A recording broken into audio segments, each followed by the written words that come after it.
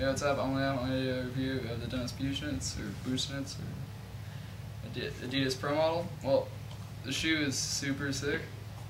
It's probably the best shoe I've ever owned. The best part to me is the grip, because the grip. Pass me the other shoe, Josh. It's got these little diamonds right here, and the diamonds keep it super durable because for about the first week or so, you're only grinding down on the diamond when you're doing your kick flips and your other flip tricks. So like it stays like equaled out, and since the diamonds are all at an equal length, it like starts rubbing the entire thing, like the entire shoe, instead of just like the very top. So like it wears down totally, but that makes it so you don't get that whole thing where you don't have any grip going down. So it's just cloth, but you only have grip down here. That you have to like do this weird thing with your toe to make sure you get some grip when you're doing your flip tricks. But so the toe box is really sick. At first it was really weird when I first got these shoes because so you can see that the little grip is way lower on the shoe than most skate shoes.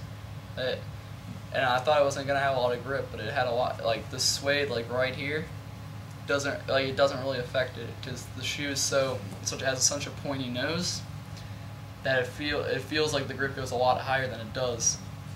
But it also keeps it more durable because there's not a lot of like area between, like there's not a lot of extra rubber, so it keeps like that rubber that would be right here that you immediately tear off, doesn't tear off.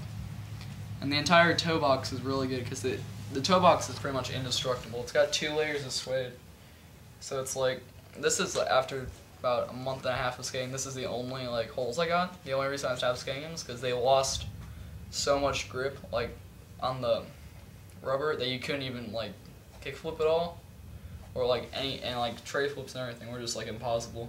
So it's something you need a lot of grip for. Like I still never got holes to the point where like in this hole, if you look in there, there's still another layer of suede. Like I've never gotten a hole in a Busenitz that went all the way to my toe.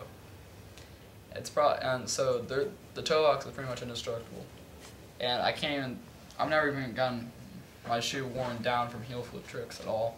Like, especially because of this rubber thing right here. Your heel flips usually hit right there, and that rubber's like, it's not too grippy because you don't want a lot of grip on your heel flip, but it's not like, useless. It's there to protect the shoe.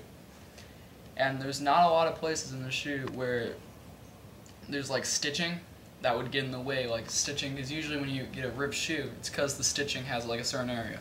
Like this stitching right here, you'll hardly ever touch that stitching. For like the stitching in the toes that goes across, why would you kickflip with the top of your shoe? There's just not a lot of extra stitching. The only place that there's too much extra stitching that can cause problems is right on this area. They made this thing that makes it harder to rip your laces right here. That goes fast for the first 3. It's an extra layer of suede. But it's not fastened in very well. You can see that it ripped off pretty easily, even if like I wasn't flicking right there. So that kind of caused a little bit of a problem. Well, not a problem, but like it starts to rip, and then as that rips, it rips right here, and you start to get a hole right there.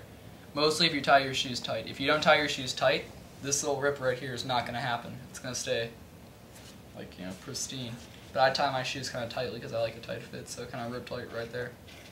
That's the only part of the shoe that's like a little bit weak, durability-wise, is that area right here. But the toe cap is impossible to rip. Like I actually had to try to rip it almost. Like it only started ripping if I did kick flips all the time, which I kind of do. But if I didn't, like if I was a person who liked tray flips or a person who liked heel flips, these shoes would be indestructible almost. Like they would take forever. From an actual like shoe comfort level though, it's like a super sick shoe because it's really thin. If you have a kind of a wide foot, I would not buy the shoe because you can see that's like super thin, and especially on the toe box, it's like arrow pointed. So if you had like a wide area at the bottom of your on the top of your foot where your toes are, it would get caught and it would probably not be very comfortable. See, it's like a thin footed shoe. The insole. The insole is pretty much the exact same as if you're gonna skate like any Adidas shoe. It's like nice and flexible, but it has lots of little pads and everything. Like if you land Primo and Busenitz or any other Adidas shoe, you don't even feel it. It's kind of like the Circa Primo Protect shoes, but way better. The grip on the bottom, there's nothing wrong with the grip on the bottom. It's not like the highlight of the shoe, but it's not I mean, it's just really good. It doesn't wear down at all.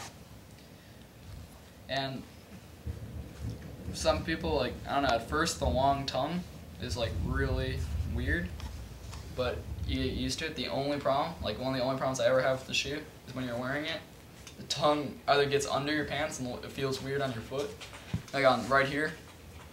Like if you're not wearing long socks, it feels super weird, or the tongue goes to the side funny. But that's only, so you get this thing where all the time you're going to grab your tongue and like pulling it up, you know what I mean? Like when you're wearing the shoe.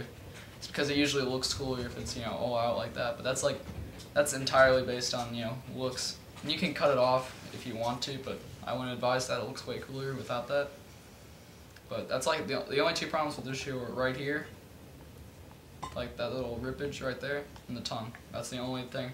Like the tongue's not a problem because it looks super cool, but it's hard to keep up there unless you take like the first two laces up there and pull it all the way up. But that can make the shoe way loose. So that's pretty much all there is to Busenitz.